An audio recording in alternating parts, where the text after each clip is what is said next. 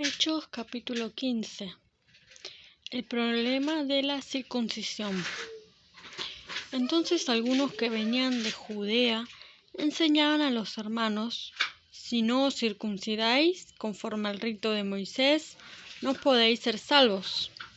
Como Pablo y Bernabé tuviesen una discusión y contienda no pequeña con ellos, se disputó que subiesen Pablo y Bernabé a Jerusalén y algunos otros de ellos a los apóstoles y a los ancianos para tratar esta cuestión. Ellos pues, habiendo sido encaminados por la iglesia, pasaron por Fenicia y Samaria, contando la conversión de los gentiles, y causaban gran gozo a todos los hermanos. Y llegados a Jerusalén, fueron recibidos por la iglesia y los apóstoles y los ancianos, y refirieron todas las cosas que Dios había hecho con ellos. Pero algunos de la secta de los fariseos, que habían creído, se levantaron diciendo: es necesario circuncidarlos y mandarles que guarden la ley de Moisés. El concilio de Jerusalén. Y se reunieron los apóstoles y los ancianos para conocer de este asunto. Y después de mucha discusión, Pedro se levantó y les dijo: varones hermanos, vosotros sabéis, como ya hace algún tiempo, que Dios escogió que los gentiles oyesen por mi boca la palabra del Evangelio y creyesen. Y Dios, que conoce los corazones, le dio testimonio dándoles el Espíritu Santo, lo mismo que a nosotros, y ninguna diferencia hizo entre nosotros y ellos, purificando por la fe sus corazones. Ahora pues, ¿por qué tentáis a Dios poniendo sobre la cerviz de los discípulos un yugo que ni nuestros padres ni nosotros hemos podido llevar? Antes creemos que por la gracia del Señor Jesús seremos salvos, de igual modo que ellos. Entonces toda la multitud calló, y oyeron a Bernabé y a Pablo, que contaban cuán grandes señales y maravillas había hecho Dios por medio de ellos entre los gentiles. Y cuando ellos callaron, Jacobo respondió diciendo: varones hermanos, oídme.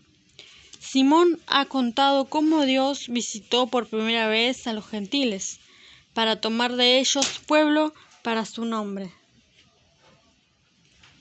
Y con esto concuerdan las palabras de los profetas, como está escrito: después de esto volveré y reedificaré el tabernáculo de David, que está caído, y repararé sus ruinas, y lo volveré a levantar, para que el resto de los hombres busque al Señor, y todos los gentiles sobre los cuales es invocado mi nombre. Dice el Señor, que hace reconocer todo esto desde tiempos antiguos. Por lo cual yo juzgo que no se inquiete a los gentiles que se conviertan a Dios, sino que se les escriba que se aparten de las contaminaciones de los ídolos, de fornicación, de ahogado y de sangre, porque Moisés desde tiempos antiguos tiene en cada ciudad quien lo predique en las sinagogas donde es leído cada día de reposo. El decreto de Jerusalén. Entonces pareció bien a los apóstoles y a los ancianos con toda la iglesia elegir de entre ellos varones y enviarlos a Antioquía con Pablo y Bernabé, a Judas, que tenía por sobrenombre Barsabás, y a Silas, varones principales entre los hermanos, y escribir por conducto de ellos, los apóstoles y los ancianos y los hermanos, a los hermanos de entre los gentiles que están en Antioquía, en Siria y en Cilicia, salud.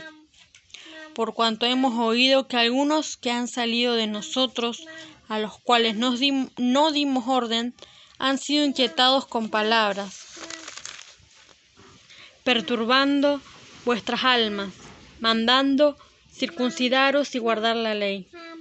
Nos ha parecido bien, habiendo llegado a un acuerdo, elegir varones y enviarlos a vosotros con nuestros amados Bernabé y Pablo, hombres que han expuesto su vida por el nombre de nuestro Señor Jesucristo.